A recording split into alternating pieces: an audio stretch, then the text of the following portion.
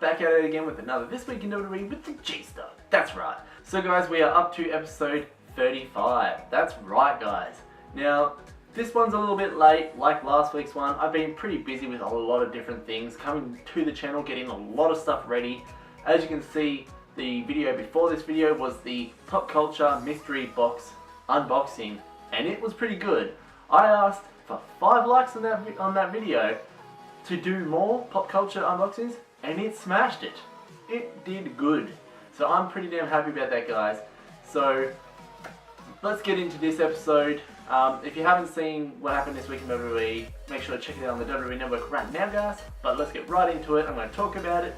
And yeah, hopefully you all enjoyed the prediction video and the result video of Clash of Champions, which was after this week in WWE, which this is a little bit late right now, but I'm planning on bringing This Week in WWE to a guaranteed every single Friday. So this Friday coming, I will try and get out episode 36 for you all as soon as possible. So what happened on Raw first was we found out that Rusev would be versing Roman Reigns at Clash of Champions for the United States Championship. So that's what happened on the prediction video on that, which I'll put the prediction video and the result video for Clash of Champions in the description down below. But let's continue, like it didn't even happen, but yeah, so that's what happened there.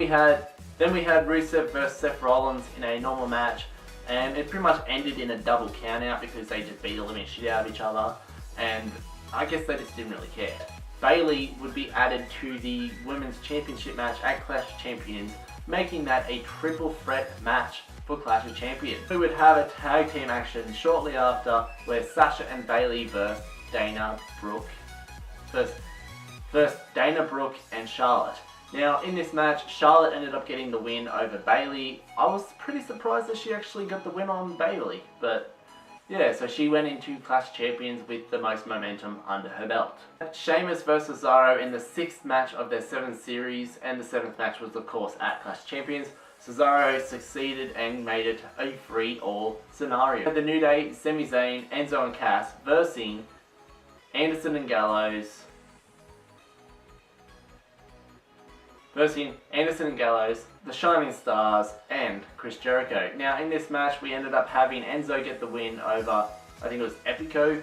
So it was pretty good for those guys, but yeah, it was a pretty good match nonetheless. Fatal 4-way number 1 contendership match for the winner would go on to verse TJ Perkins for the Cruiserweight Championship at Clash Champions. You had Cedric Alexander, Rich Swann, Gran Metalik, and Brian Kendrick.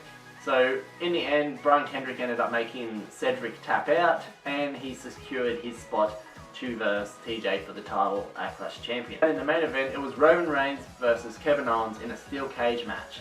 Now this match was pretty intense. They were battling it out. However, Roman won the match as he fell off the cage before Owens could get out the door. Then after the match, Rusev came down. Rusev and Owens locked themselves in the cage with Roman, buckled the door and everything, and started laying it to Roman. And as they beat the shit out of Roman, Seth came down, running down, jumped up, climbed in, and as he climbed in, Owens climbed up to try and stop him. He punched Owens off, then Rusev climbed up, punched him off, got up on top of the cage, and pretty much just cross-bodied them and took them all out, besides Roman. So he pretty much saved Roman, so does this confirm that Seth is the babyface? I don't know. Now into SmackDown, we had the American Alpha returning, versing the Usos, the people that took out Chad Gable. Now in this match, the Usos ended up getting the win as well again. So I guess you could say, you know, because Chad was a bit sore, so Jason decided, you know, I'm going to take it for you. I'll try and win. It backfired. He ended up losing. And American Alpha, you know, they kind of not really, like they're going well, but they're kind of struggling to get back from that injury. So the Usos, and that match of course was a number 1 contendership match because the winner of that match would face Heath and Rhino at No Mercy. We had Baron Corbin versus Apollo Crews. Of course, Corbin ended up winning and he got the win clean, and then after the match he kind of had to stare down with Swagger, who was at ringside. Miz defended the Intercontinental Championship against Dolph Ziggler in a one-on-one match. Maurice got banned, I'm pretty sure, from ringside. So, however, Miz still pulled out the sneaky win with a hairspray to the face of Dolph while the ref wasn't looking, and Miz retained his title. So I guess, you know, it's 2 times now that he's cheated to get the win over Dolph to retain his championship. At Eric Rowan versus Randy Orton, of course, Randy Orton got the win, like out of nowhere, laid him out, and then after the match, Bray kind of took Rowan away, and all that was left was his mask, and Orton was like, what the hell? That was pretty weird. In the main event, we had Dean Ambrose versus John Cena. It was an awesome match. I don't like John, but he actually put Dean over pretty well, and Dean ended up getting the win. He successfully beat John Cena, and then after the match, you had, I think he won with a roll-up too, so that was pretty cool. But after the match, Cena got took out by AJ, then AJ ended up taking out Dean, and then I think it was Daniel Bryan came out and said to AJ that, you know, next week I'm going to give Dean his rematch, because he has a rematch clause. Going to give him his rematch clause next week on SmackDown. You're defending your championship against him, and then at No Mercy, of course, you'll be versing Dean and John Cena.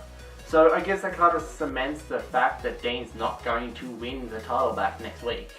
But yeah, so that's what happened on SmackDown. Now into NXT. So we had Samoa Joe threatening William Regal with the fact that if he didn't get his title back from Shinsuke, because now Shinsuke's hurt because of the attack last week, he's going to injure a lot more people on the roster and put them all out on the shelf. So, it's not really too good in Regal's books. Austin Aries beat Oni. Then Austin Aries beat Oni Larkin, I think his name is. And it was a pretty good match. It went for a while too, but Austin Aries, of course, being the veteran, ended up getting the win, of course. And then after the match, I think Hideo came out, and he ended up going into the ring, and pretty much Austin played mind games with him and left him standing there. Had Billie Kay versus Aaliyah. Billie Kay got a aggressive win over Aaliyah to kind of cement her face more as a heel, top heel of the NXT women's division. And then in the main event, we had Cedric Alexander versus Andrade Cien Almas. Of course, this match was intense. It went for a good 20 minutes, and that was awesome because it was just back and forth. They were taking it to each other. In the end, Cedric got the win, which he pretty much needed the win, and he got the win. And Cien Almas and him shook hands after the match and pretty much embraced each other in a hug to show respect, and that's how it all ended. So guys, if you did enjoy this past week in WWE with the JSDawg, make sure to hit that like button hard, guys, but not too fucking hard. Don't break your computers.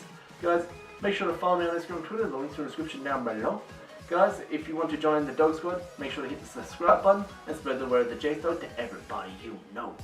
And guys, I will try and get this week in WWE out. I think it's episode 36. I will try and get it out on Friday, so stay tuned for that. It will be coming very soon. But guys, as always, stay awesome. The JSDawg is out of here.